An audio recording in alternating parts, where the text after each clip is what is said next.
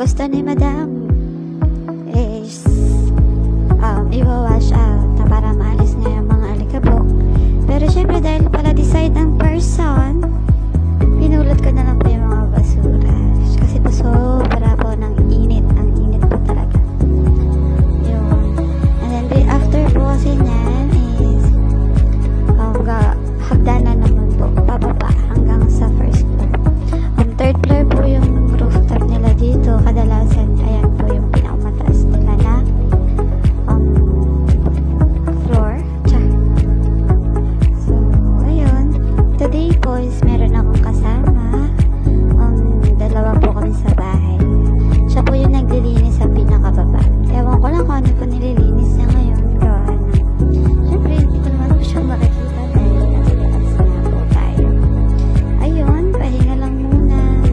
Sobra po kasing init. Pahinga konti. Ayun, maghahagdan na po tayo. Napunasan ko na po yung release niyan. So, ngayon po is magwawalis naman po tayo. And then after, namap.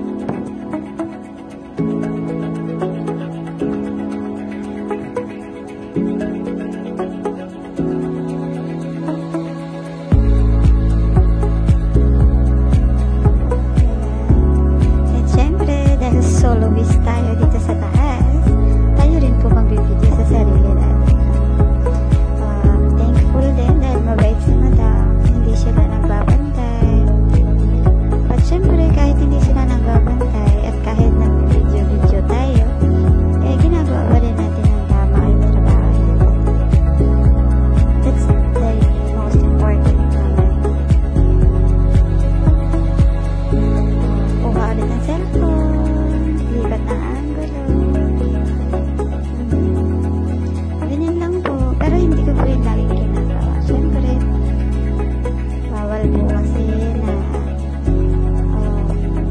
ganyan na magsa-cellphone, syempre sa trabaho. Pero ngayon po kasi is may time lang. Hindi masyado madami yung pinapatrabaho ng Madam. So, nakakapag-video tayo.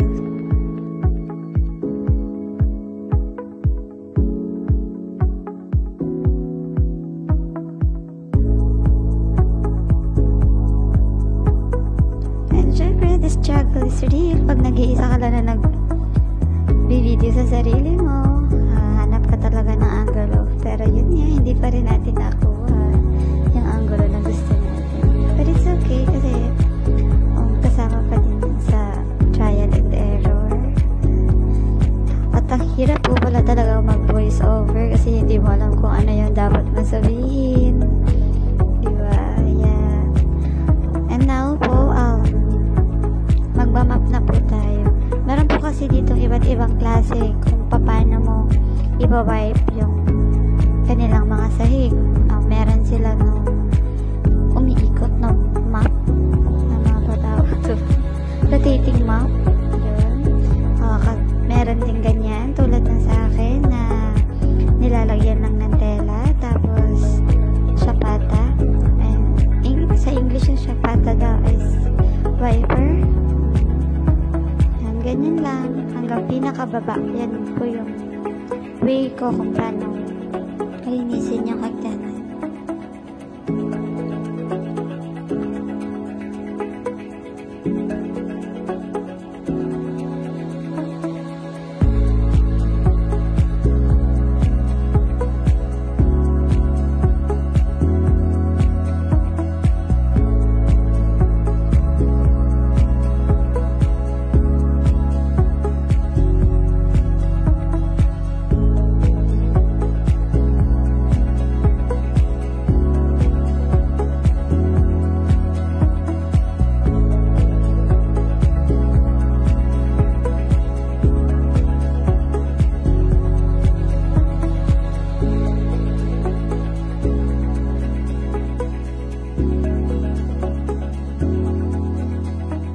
There she is.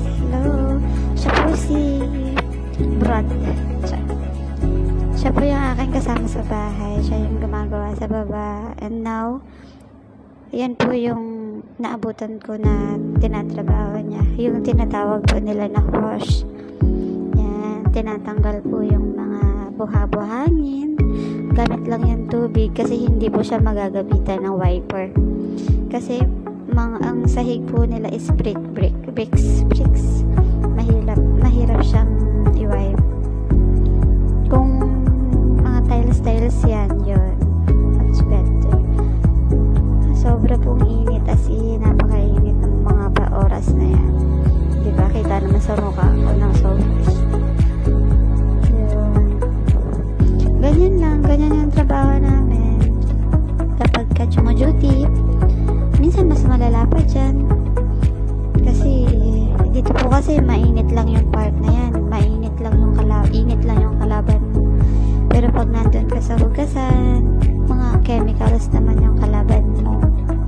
Like Clorox, Dettol, Flash, yun yung mga isang mahirap kalaban pag duty. And yan lang, hanggang labas yan, tatanggalin po yung mga buhangin.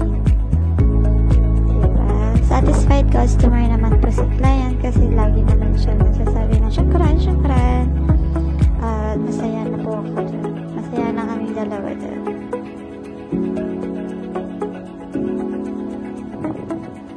Yun. Yan, lahat yan. Pati yung gate nila. As pagkakaya pa ng oras, yan. Lahat yan gagawin. Pero pag hindi na kaya, sahig na lang po. Ako naman po is titimba-timba ako para yung pinakagilid ko is ma-wash out din. Kasi may mga buha-buhangin doon. And hindi po kasi aabot yung hose doon sa gilid. I mean, aabot yung hose pero mas importante kasi yung rod na malinis. Kaya yun na lang muna yung ginagawa ko kasi wala na rin akong gagawin. Tapos na rin po kasi ako sa taas. Siyempre kahit pa paano, kung wala ka nang makitang gagawin, maghanap ka pa rin. Kasi siyempre binabayaran pa din.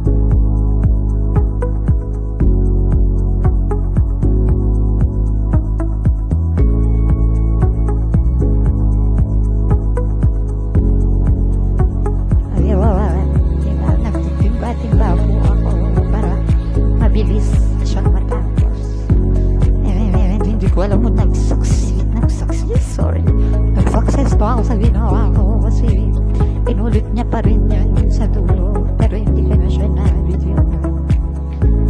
And that's for today, babies. Thank you. Ingat po ang lahat.